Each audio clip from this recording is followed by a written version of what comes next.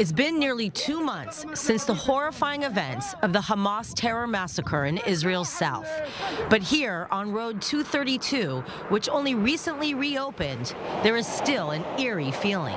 Terrorists were all over the place, and this gas station in the woods, in the fields, running all over the place and just killing whoever they see. And a lingering smell of hell. You can still smell the burned out trees. We can see the damage of the battles that took place on this road, and anti-tank missiles shot at cars on this road, civilian cars. For Tzion Leshem, who is now preparing his community to return home, stopping along the way at this gas station and convenience store is a painful reminder of the nightmare they all endured on October 7th. This yellow gas station was completely taken over by the terrorists. They actually looted the yellow store. Thankfully, no one was there. The terrorists went on a murder rampage and then got the munchies. Refrigerator is completely smashed and shot at. See the bullet holes? Hey, you know, terrorists like Ben and Jerry's as well. Tzion is from Moshav Nave, located just a few kilometers from 2 enemy borders. We're right in the corner of both Gaza and Egypt borders. We enjoy the benefits of both borders. The terrorists have been on the way to us on October 7th morning.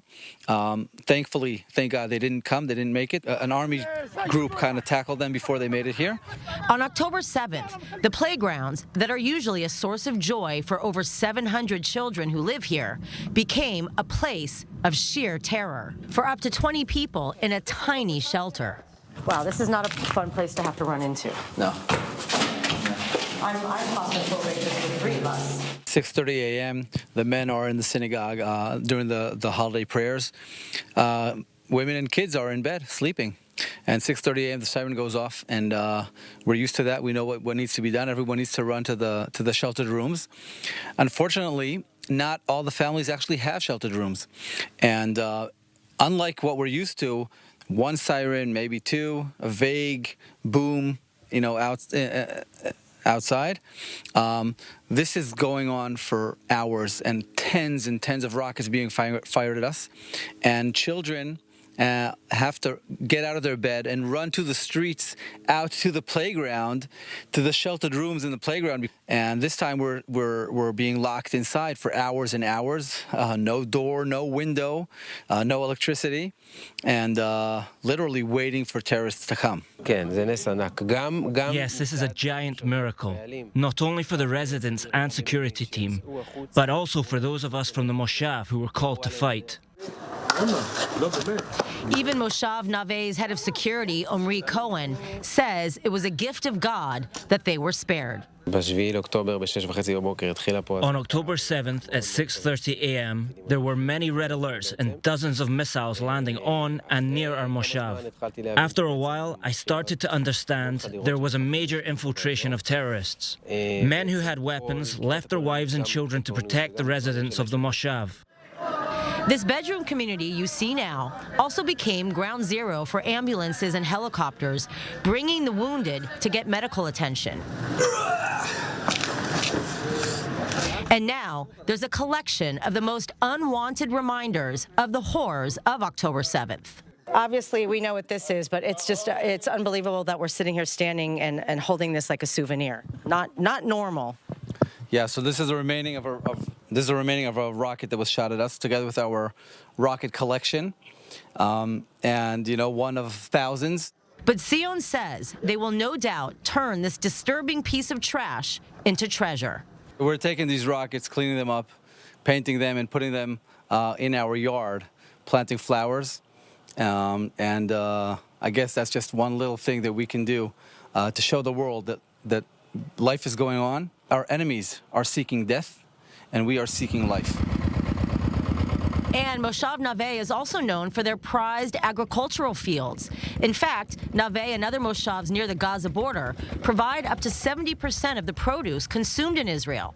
And now it's up to volunteers to save the agriculture. What has it been like to be here volunteering? It's a very hard work, because most of the time we're doing, like 4 or 5 people, we're doing the work of 15 to 20 Thai workers. that left, and it's daylight to sunset. Truckloads of young local volunteers are lending a hand, as well as this enthusiastic group of Americans from Clifton and Passaic, New Jersey. So we actually landed on Sunday night, and we're coming for 4 or 5 days, really just to help where we can in the land. You know, a lot of us 6,000 miles away, and we feel like our hearts are here, but we need to actually bring it to action. And these Jersey guys were even rolling up their sleeves and planting chives, no less. And not only doing work, but you're doing work with onions, and you're not crying. Exactly. I don't. Please make sure that my wife doesn't see this, because then I'll have to do things in the kitchen. That won't work out well. Over the next 2 weeks, residents of Moshav Nave are expecting to finally return to their homes, and the kids will get to go back to school. But they will be living in a new reality. As soon as the Army give us the green light, we will be returning back. We must take care of our security needs. We have sheltered rooms that we need to build for families who don't have them. We're purchasing equipment for our security team. We need to be prepared for the worst and hope for the best. But regardless, Nave and the nearby communities have a mission to keep Israeli agriculture thriving and flourishing. This area is destined to grow dramatically, and the amazing communities that live here, that have been here for the past 17, 18 years, are going to be here for the next 100 years and 200 years. And we're just getting warmed up, we're just getting started. We have humongous projects of farming and of tourism and of high-tech coming up. I want to invite everyone, you, Emily, and all of our viewers and listeners, please come visit us here in the towns of Nave, in the area, in the region. We'll show you around. It's beautiful.